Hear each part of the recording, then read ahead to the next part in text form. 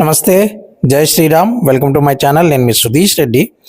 రోహిణి బయటకు వచ్చాక నాగార్జున గారికి హగ్ ఇచ్చి తన జర్నీ చూపించారు.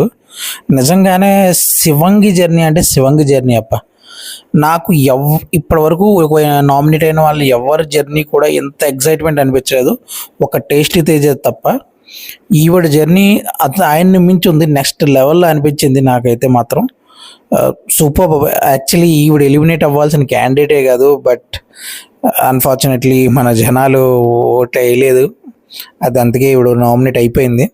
ఆ తర్వాత నాగార్జున గారు ఈవిడ హీరోలు విలన్లో పెట్టమంటే అవే తెలిసి అవినాష్ని, గౌతమ్ని అండ్ ప్రేరణను హీరోల కింద, విష్ణుప్రియని, నిఖిల్ని, నబిల్ని విలన్ల కింద పెట్టి వాళ్ళకి మంచి చెడలు చెప్పి జాగ్రత్తగా ఆడండి, ఆ కప్పు ముఖ్యం బిగిలని అవినాష్కి చెప్పి వెళ్ళిపోయింది. ఓకే, ఒక తెలుగు అమ్మాయిని మనం ఫైనల్ దాకా తీసుకెళ్ళలేకపోయాం. అదే